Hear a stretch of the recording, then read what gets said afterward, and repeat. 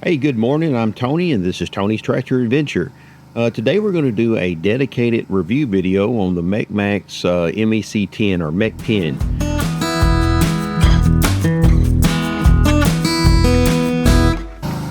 This video is going to be different than a lot of the mini excavator reviews that you've seen in the past on YouTube, and the reason being is, and I mean this as humble as I can, but I see a lot of those guys that are putting out videos. They'll buy a 1 ton or 1.5 ton mini excavator, not ever having used a piece of equipment in their life. It's the first thing they've ever bought, and they don't even have any understanding of how to use the controls or what the machine is capable of. So I'm coming out of the gate with a pretty significant amount of experience on backhoes, excavators, dozers throughout my entire life. So I have I'm not coming into this review with expectations that are unrealistic. So this review is going to be a little unconventional in the fact that I'm going to watch the video with you. I have compiled a lot of video over the last 3 months. Tanya's done a lot of video work for me, and as I see things that make me remember things I like and dislike, I'm going to talk to you about them. And also, I'm going to talk to you about what I'm feeling at the time. These videos are not in any kind of chronological order, just kind of how I put them together. And as you can see here, I'm going up the side of a hillside, and this is later on. This is actually one of the most recent videos that we took, and I'm starting to get very comfortable with the machine and its center of gravity. I dug that trench up into the side of that hill so that I can do what we call a cut. It's a lot easier to dig down. So if you try to be at the bottom of a hill and dig up, you're working against the center of gravity of your machine. If you dig down, you're actually kind of pulling the mini excavator into the ground, which gives it a lot more digging power and stability. So this review is not going to be all unicorns and rainbows. I'll tell you right now, keep you out of suspense, that I think this is a exceptional value. MEC10 has put together a really nice unit that is really well built, and fit and finish is good. Honda engine, valves are good, the controls are good. So there you have it up front. I would spend the money on this unit. This unit is made for people like homesteaders, medium landowners, landscapers, plumbers that you're going to bury water lines, electricians that are going to have to bury electric lines. It's perfect for that sort of thing. You can get attachments like a hydraulic hammer. So if you're in a rocky area, you can put the hammer on the end of the mini excavator and bust the rocks up before you dig them out. And now, is it going to, compete with a, 20-ton excavator? Absolutely not. That's not what it's meant for. I'm going to tell you right now, it's very nimble, and it sure beats the crap out of a shovel. I'm trying to figure out how to word this, so I guess I'm just going to go ahead and say it outright. The reason this review is going to be better than the other kinds of reviews that you see on these mini excavators is the fact that from the moment that this thing come out of the crate, it went to work, and it went to work in this kind of environment. It wasn't, I didn't spend the first 25 hours learning how to use it. Wrote it out of the crate, put it right to work doing really hard stuff. It never has done anything easy. It's always been pretty much right at the edge of its capacity. So this comes very well appointed. It comes standard with a 16-inch bucket. It also comes standard with the bucket quick connect, where you can swap out to different style buckets, or the rock hammer, or also like the auger. And it just takes a matter of a couple of minutes to swap those out. It also comes standard with a thumb, and most of the mini excavators in this price point don't come with a thumb. It's something you have to add on. In addition to having the thumb, it has a diverter valve on the stick there, where you can actually add the auger or the hammer. So you don't have to buy anything extra other than the auger or the hammer. So if you buy the auger, it has everything you need to hook it up and go to work with it immediately out of the crate. I found the little blade to be way more useful than I anticipated. It's actually a very strong pusher. I bet the engineers that designed this did not have this kind of job in mind, or maybe they did, but anyway, this is what a mini excavator is so good for. It's such a talented, multi-purpose machine. So this brings me to the point of one of the issues that I really don't like about the machine, and I'll show you the fix at the end. We did some modifications on it and made it better. But during this time frame, it was extremely hot outside, like 100-degree days, 85,000% humidity. It was just miserable. Anyway, this unit comes with a hydraulic cooling fan, and it also has an intake for the engine that sucks cool air from the outside into the engine. And so the mechanics of the mini excavator are kept cool by engine standards, if you will. They're still well within their operating range. However, you as the operator are sitting on top of that, and that engine compartment below you puts off a tremendous amount of heat that basically comes up through the seat and around your legs, and the black portion around the seat, literally the metal gets hot to the touch, not to the point that it would burn you, but it's you're just not going to leave your hand there for very long. So what I did was I modified it, and I added an additional fan. It was very inexpensive, but it sucks air in between my legs at the bottom and blows cool air into the engine compartment, keeping a positive air flow of cool air in that compartment. It just changed how the unit felt as an operator on hot days. Now, I will say this, probably in the cooler months, you might enjoy that extra heat. Now, this is not a pro or a con, but if you'll notice in this video, the upper canopy is at the height that it come from the factory. And if you'll notice at the beginning of the video that the canopy was much shorter. And the reason I did that, I cut the canopy down so that it would go into my garage at home. And the reason, we have an older home, it's like 45 years old.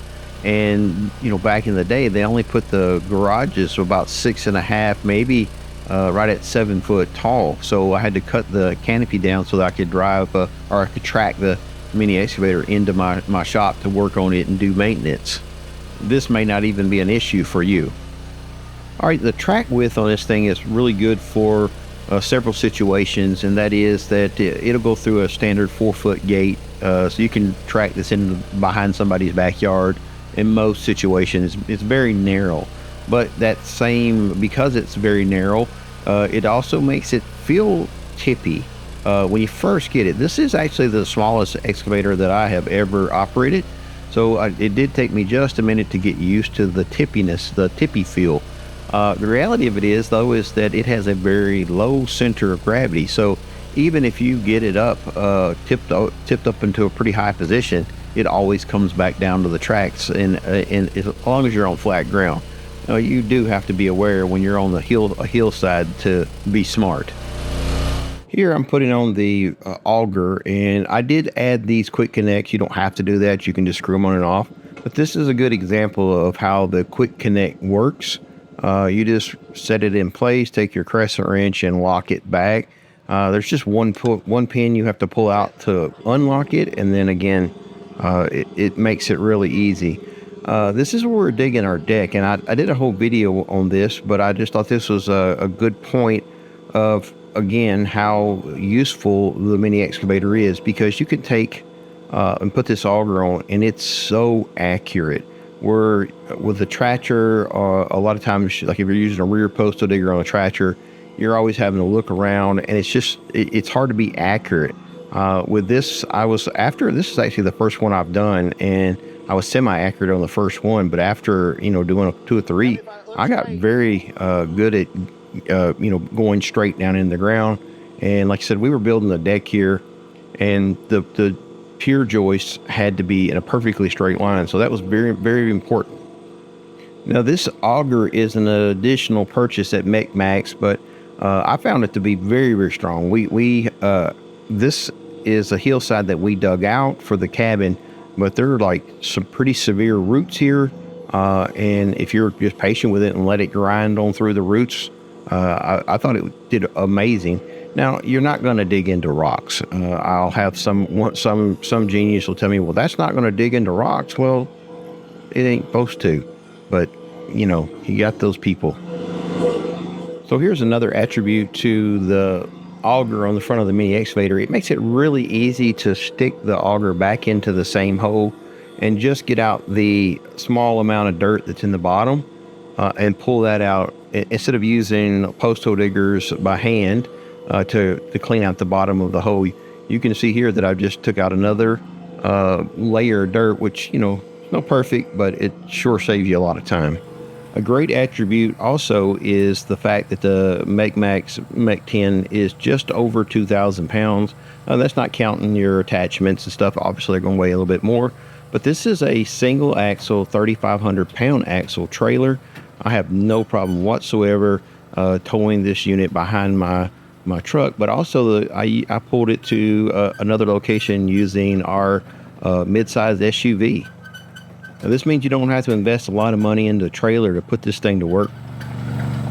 The thumb is very useful at like transporting material back and forth to a burn pile or something like what I'm doing here. But as you can also see, there's only one speed, and that speed is slow. So that will slow you down. Again, it's something you deal with for the price point.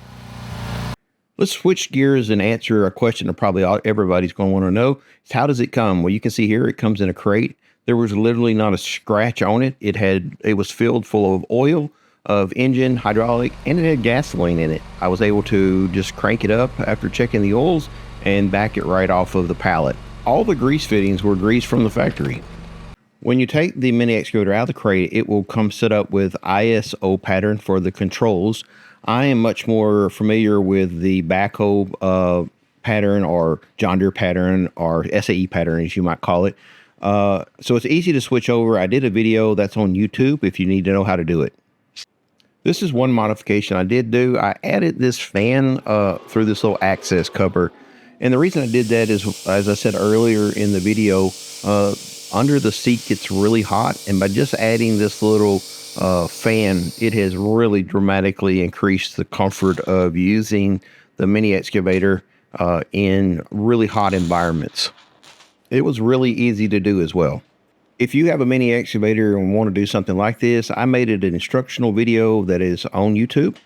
Feel free to look it up.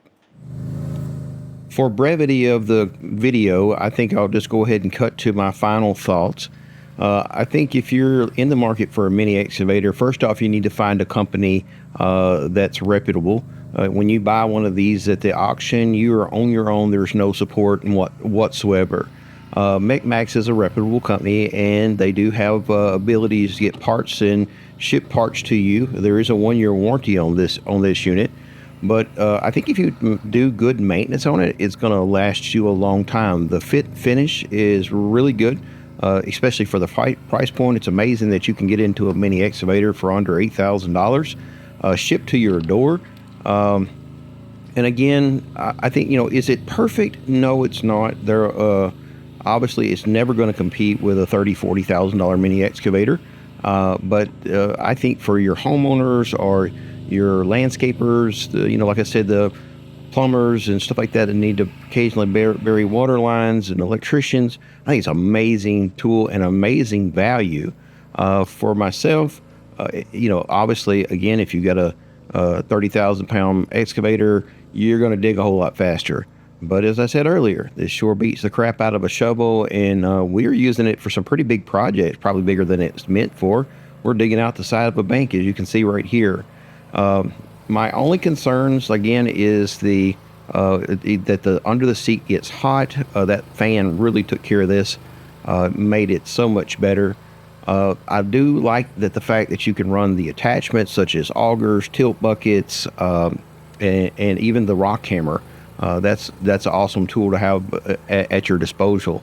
We're blessed in the fact that we just have hard clay and we don't have any rock. So Don't really need that. Maybe if I was going to break some sidewalls up or sidewalks up. But overall, I am very pleased with this thing 3 months in. And again, I think this is a more valuable review because the simple fact is I'm not new at this and I know what to look for. It's again, it's just built really well for the price point. It's actually amazing. I'll leave a playlist link at the end of this video, and I'd encourage you to, if you want like the nuts and bolts, where the oil dipstick is, the engine, the hydraulic pumps, looking in and around it. I have already done that video, and I would encourage you to go back and take a look at that if you're really wanting to see the insides of it. But again, I think it's a really great value. God bless. Have a great day.